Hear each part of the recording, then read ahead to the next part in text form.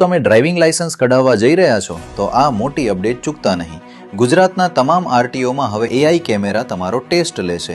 આ સિસ્ટમ એટલી સચોટ છે કે જો તમે નિયમો મુજબ ડ્રાઇવિંગ કરશો તો પાસ થવું એકદમ સરળ છે. બસ થોડું ધ્યાન રાખવાની જરૂર છે. આ વિડીયો અંત સુધી જોજો. આખી નવી પ્રક્રિયા હું તમને સ્ટેપ બાય સ્ટેપ સમજાવીશ.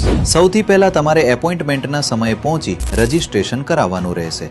અહીંથી તમને એક RFID સેન્સર અપાશે.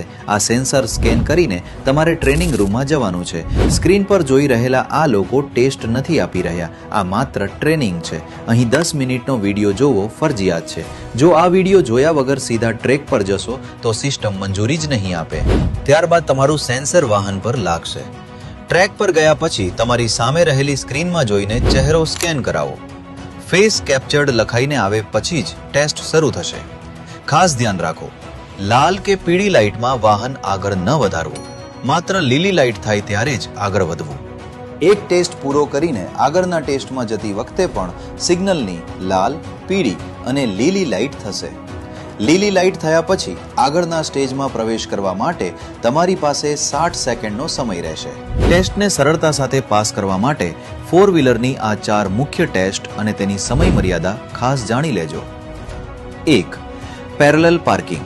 આના માટે તમને પૂરી 130 સેકન્ડનો સમય આપવામાં આવશે. બોક્સમાં શાંતિથી ગાડી પાર્ક કર્યા પછી સ્ક્રીન પર પાર્કડ મૂવ અહેડ આવે. ત્યારબાદ જ પીળી લાઇન ક્રોસ કર્યા વગર બહાર નીકળવાનું છે. 2. ઢાળનો ટેસ્ટ. આ ટેસ્ટ માટે તમારી પાસે 120 સેકન્ડ રહેશે. ઢાર પર ગાડી ઊભી રાખ્યા પછી આગળ વધારતી વખતે જો તમારી ગાડી 15 ઇંચથી વધુ પાછળ ગઈ તો સિસ્ટમ તેને અમાન્ય ગણશે. 3. 8 નંબરનો ટ્રેક.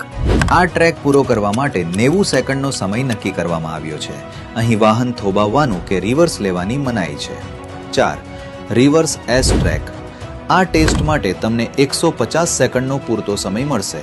અહીં માત્ર રિવર્સમાં જ ગાડી ચલાવવાની છે. જો આગળ ગાડી લીધી તો ટેસ્ટ પૂરો થઈ જશે. 2 વ્હીલરવાળા ખાસ ધ્યાન રાખે કે 8 નંબર બનાવતી વખતે પગ જમીન પર અડવો જોઈએ નહીં. ટેસ્ટ પૂરો થયા પછી તમારું સેન્સર સ્ટાફને પરત આપવું ફરજિયાત છે. મિત્રો, આરટીઓની આ નવી સિસ્ટમનો હેતુ 100% પારદર્શિતા લાવવાનો છે. જે સાચું ડ્રાઇવિંગ જાણતો હશે તે જ આસાનીથી પાસ થશે. એટલે પૂરતી પ્રેક્ટિસ કર્યા પછી જ પૂરા આત્મવિશ્વાસ સાથે ટેસ્ટ આપવા જજો.